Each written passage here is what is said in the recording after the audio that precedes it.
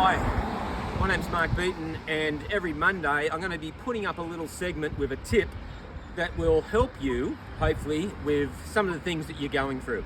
Today I want to talk to you about a little segment that I use, which is called the traffic light response. I think this could be a good tool to help you diffuse or neutralize frustrations and anger, and you can relate this to what you're going through at the moment with anything, and particularly your partner. So let me tell you about this very, very quickly. It's something you can do in 15 seconds. So for me, I have a real issue about traffic lights, and I can systematically build up a case that one traffic light in particular is terrible and it gets me most of the time. So this is what I usually do. I will get a red light on the traffic light and I will say to myself in a huff and say, I never get this traffic light. And then a couple of seconds later, I will rephrase it and I will say, well, I very rarely get this traffic light. And then a few seconds later, I will say to myself, well, sometimes I don't get this traffic light. Now, I want you to be careful and attentive to how I say this, because this is real time, this is what I do. I never get that traffic light.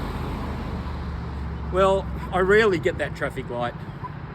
Well, sometimes I don't get that traffic light. Can you see the de-escalation of anger and frustration by repeating this mantra 3 times? I can tell you this works, because the reality is there is no special force changing the light just because I'm coming up. It's unrealistic, it's not fact, it's fiction. And these sentences bring you back into fact. It brings you back into reality. This is something that you can apply to anything, but particularly the frustrations you're going through, maybe with separation, and the frustrations that you might have with the court system or your partner. So I urge you to try this out, to try it on anything. I never get this, I rarely get this, okay, sometimes I get this.